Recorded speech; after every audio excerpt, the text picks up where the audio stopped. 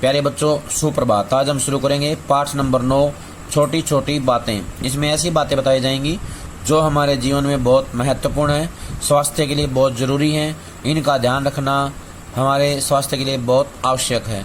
तो देखें, पहले शब्दार्थ। सर्वश्रेष्ठ, सबसे अच्छा। दायित्व, जिम्मेदारी। कवि शिरोमणि, कवियों में सबसे श्रेष्ठ। स्वच्छता, साफ सफाई। अभिभावक, रक्षा व देखभाल करने वाला। लार्वा, मच्छर के अंडे से निकलने वाला जीव। हितकर, कल्याणकारी, लाभदायक जिसे बोलते हैं। हैजा, टाइफाइड, बीमारियों के नाम हैं। भोज्य, खाने योग्य। मृगी, एक बीमारी। हीमोग्लोबिन, रक्त में लाल कोशिका का नाम है ये। आहुति डालना, योगदान देना, सहयोग करना। पाठ के बारे में देखें। इस पाठ में शरीर को स्वच्छ रखने तथा बीमारियों से बचने के अनेक उपायों को स्पष्ट किया गया है। इसमें भारत सरकार द्वारा चलाए जा रहे स्वच्छ भारत अभियान के तहत किए जा रहे प्रयासों व लक्ष्यों का भी उल्लेख किया गया है। हर वर्ष 5 अक्टूबर को हैंडवॉश डे मनाया जाता है। ये याद रखना है, 5 अक्टूबर को हैंडवॉश डे मनाया जाता है। पाठ का सार देखें। प्यारे बच्चों, सभी लोग यह बात स्वीकार करते हैं कि मानव भगवान की सर्वश्रेष्ठ रचना है, सर्वोत्तम उत्कृष्ट रचना है। किंतु मानव को मानव बनाने के लिए वेद का आदेश है, मनुर्भव, अर्थात मनुष्य बनो। इस आदेश का पालन करना मनुष्य का नैतिक कर्तव्य है। मनुष्य बनने के साथ ही कार्य करने के साधन रूप इस शरीर को स्वच्छ व स्वस्थ रखना भी हमारा दायित्व है। दायित्व होता है जिम्मेदारी, उत्तरदायित्व। उदाहरण के लिए संस्कृत के महान कवि कालिदास कहते हैं, शरीर माध्यम खलु धर्म साधनम, यानी कि अपने कर्तव्य या कर्मों को करने का सर्वप्रथम साधन शरीर है। स्वस्थ शरीर के बिना कोई भी कार्य पूर्ण नहीं किया जा सकता। स्वस्थ शरीर में ही स्वस्थ मन का निवास होता है। शरीर को स्वस्थ रखने के लिए स्वच्छता को जीवन में अपनाना आवश्यक है। किसको किससे स्वच्छ किया जाए, यानी कि कैसे स्वच्छ रहेंगे, मनु ने इसकी बड़ी सुंदर परिभाषा दी है।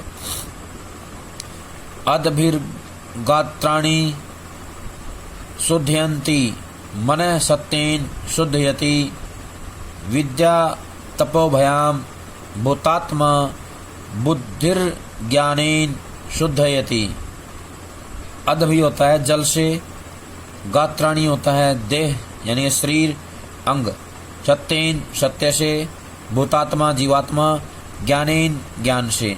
इसमें कहा गया है पानी से शरीर शुद्ध होता है, सत्य से मन शुद्ध होता है, विद्या और तप से जीवात्मा शुद्ध होता है और ज्ञान से बुद्धि शुद्ध होती है। इस प्रकार सबकी स्वच्छता के अलग अलग साधन हैं। हम यहाँ दैनिक जीवन में काम करने में आने वाली स्वच्छता संबंधी अन्य बातों पर विचार करेंगे। सभी माता पिता व अभिभावकों को बचपन से ही अपने बच्चों में सफाई की आदत डाल देनी चाहिए, यथा अपने कपड़े साफ रखना, नाखून काट कर रखना, अपना सारा सामान सुव्यवस्थित रखना आदि। भोजन करने से पहले व बाद में, सोच जाने के बाद, मिट्टी व गोबर में काम करने के बाद हमें साबुन से अपने हाथ धोने चाहिए। यात्रा करके आने के बाद भी हाथ धोने चाहिए। ऐसा करके हम संक्रामक रोगों से बच सकते हैं। इसके महत्व को ध्यान में रखते हुए अंतर्राष्ट्रीय स्तर पर 5 अक्टूबर को हैंडवॉश डे मनाया जाता है। अपने हाथों को अच्छी तरह से धोने के 6 चरण होते हैं। हाथों को गीला कर साबुन लगाना, अंदर की तरफ से दोनों ही को मसलना, पीछे से मसलना, अंगुलियों के मध्य भाग को साफ करना, नाखूनों को साफ करना तथा यह सब करने के बाद पानी से हाथों को धो डालना। इससे हाथों और नाखूनों में सूक्ष्म जीवाणु जमा नहीं हो पाते, यानी कि जो रोगाणु के वाहक होते हैं, रोगों को फैलाते हैं, वो जो वाहक हैं सूक्ष्म जीवाणु, वो समाप्त हो जाते हैं हाथों को अगर हम अच्छी तरह से धोएंगे। तो ध्यान रखना है, हाथों को अच्छी तरह धोने के लिए कितने चरण होते हैं? 6 चरण होते हैं। हमें भोजन बनाने व खाने के उपरांत बर्तनों को राख या साबुन से साफ करना चाहिए। हम सब घर की सफाई रखें, यानी कि सभी मिलकर के साफ रखें घर को। घर के आसपास गंदगी का ढेर न होने दें। किसी भी जगह खड़ा हुआ गंदा या साफ पानी मच्छरों के पनपने में सहायक होता है, अतः किसी भी जगह पानी खड़ा न होने दें, यानी पानी इकट्ठा न होने दें। एक जगह पर पानी खड़ा होने की स्थिति में उस पर काला तेल या मिट्टी के तेल की बूंदें डाल दें। इससे मच्छरों का लार्वा नष्ट हो जाता है और मच्छरों के पनपने की प्रक्रिया बाधित होती है, यानी कि मच्छर जो है और ज़्यादा नहीं पनपते हैं। हम सब घर के मुख्य द्वार पर पायदान रखें, इससे हमारे जूतों चप्पलों के माध्यम से बाहर से आने वाली गंदगी अंदर नहीं आ पाती। घर के गंदे पानी के निकासी की नालियां ऊपर से बंद अर्थात ढकी हुई होनी चाहिए। हम सभी का प्रयास होना चाहिए कि हम स्वयं सार्वजनिक स्थलों पर कूड़ा न फैलाएं, कूड़ा फैलाने वालों को रोकें। कभी कभी स्वयं सेवक के रूप में अन्य लोगों को भी साथ लेकर इनकी सफाई करें। सफाई के साथ साथ इससे जन चेतना जागृत होगी, यानी कि लोगों में एक नई सोच पैदा होती है, नई जागृति आती है। हमें अपने आसपास के आवारा पशुओं को सरकार द्वारा बनाए गए आश्रय स्थलों पर भेजने में सहयोग करना चाहिए, ताकि उन द्वारा किए गए मलमूत्र से वातावरण दूषित न हो, यानी कि वातावरण जो है खराब नहीं होना चाहिए। पशु के लिए बनी शालाओं को साफ रखना आवश्यक है, क्योंकि पशुओं में आने वाली बीमारियां मनुष्यों को भी आसानी से प्रभावित करती हैं। हमें भोजन खाने और बनाने से पहले साबुन से हाथ साफ कर लेने चाहिए। हम फलों और सब्जियों को धोकर प्रयोग करें। यदि संभव हो तो फलों को 7-8 घंटे ठंडे पानी में डालकर रखें, इससे उन पर छिड़के हुए कीटनाशकों का प्रभाव बहुत कम हो जाता है। हम सभी को सड़क किनारे बिना ढके रखे फलों की चाट, भोजन, गन्ने का रस, बहुत समय से रखा हुआ फलों का रस, बासी भोजन, चावल आदि के प्रयोग से बचना चाहिए। इनसे संक्रामक बीमारियां फैलने का खतरा अधिक मात्रा में होता है। वर्षा के दिनों में पानी उबालकर, छानकर या फिल्टर करके पीना स्वास्थ्य के लिए हितकर है, अन्यथा इन दिनों में उल्टी, दस्त, हैजा बुखार, टाइफाइड बुखार, आंखों की बीमारियां हो जाती हैं। उल्टी दस्त होने पर नमक चीनी के घोल वाला उबला हुआ पानी पीना चाहिए अथवा ORS का घोल बनाकर पीना चाहिए। शरीर में पानी की मात्रा कम न होने दें। भोज्य पदार्थों की सफाई बीमारियों से बचने के लिए अत्यंत आवश्यक है।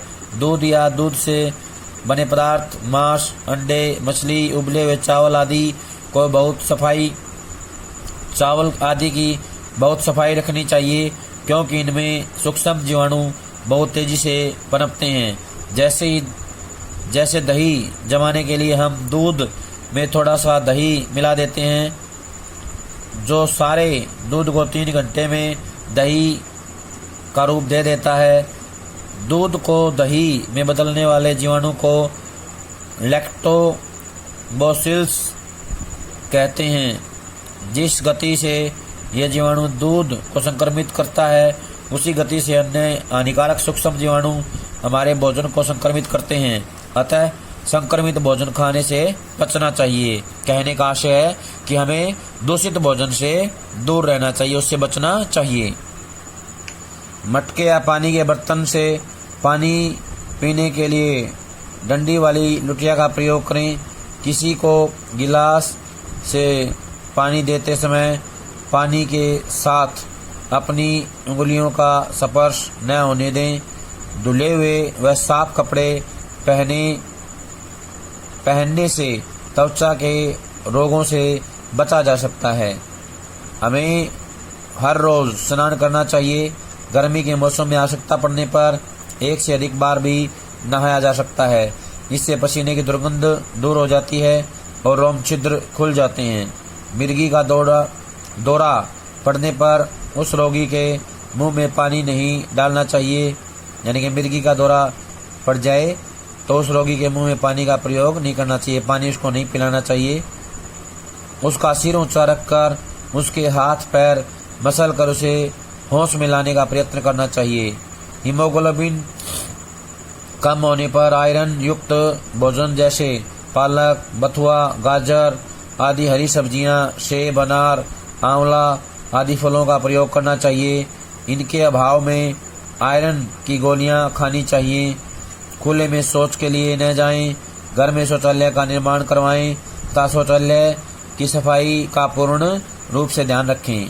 प्यारे बच्चों, आपको यह जानकर अच्छा लगेगा कि हमारी वर्तमान सरकार प्राथमिकता के स्तर पर स्वच्छता पर कार्य कर रही है। अतः सरकार ने स्वच्छ भारत अभियान को बड़े उच्च स्तर पर प्रारंभ किया है। इस अभियान के साथ सरकार ने समाज के अपने अपने क्षेत्र में प्रतिष्ठित 9 लोगों और संस्थाओं को जोड़ा। इसे गति देने के लिए इन पर जिम्मेदारी डाली गई कि ये सभी अलग अलग 9 लोगों या संस्थाओं को उत्तरदायित्व सौंपें। इस प्रकार अब तक इस अभियान के साथ लाखों लोग व संस्थाएं जुड़ चुकी हैं। आप भी इस अभियान के साथ जुड़िए तथा भारत को स्वच्छ बनाइए। इसी अभियान के अंतर्गत सरकार ने शौचालय निर्माण पर विशेष ध्यान दिया है।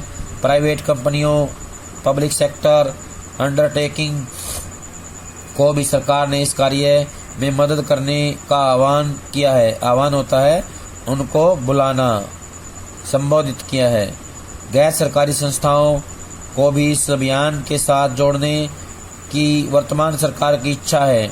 इस विषय में 2 अक्टूबर 2019 तक भारत सरकार के लक्ष्य इस प्रकार हैं: खुले में शौच जाना बंद करना, मैला ढोने की प्रथा को बंद करना, खुली नालियों में मैला बहाना बंद करना, नागरिकों में इन सब के प्रति जागृति लाना, कूड़ा करकट डालने का सिस्टम बनाना।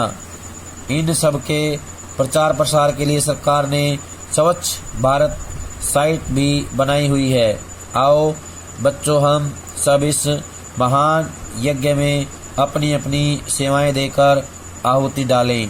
कहने का आशय ये है कि सरकार के इस अभियान में अपना योगदान दें। स्वच्छ भारत बनाने के लिए हम आगे आएं और अपने देश को स्वच्छ बनाएं। प्यारे बच्चों, ये था पाठ नंबर 9। सभी इसको ध्यान से पढ़ेंगे और इसके अभ्यास के प्रश्न कापी में लिख करके याद करेंगे। जब तक अगली वीडियो नहीं आती है तब तक इस काम को सभी पूरा कर लें। सभी का बहुत बहुत धन्यवाद।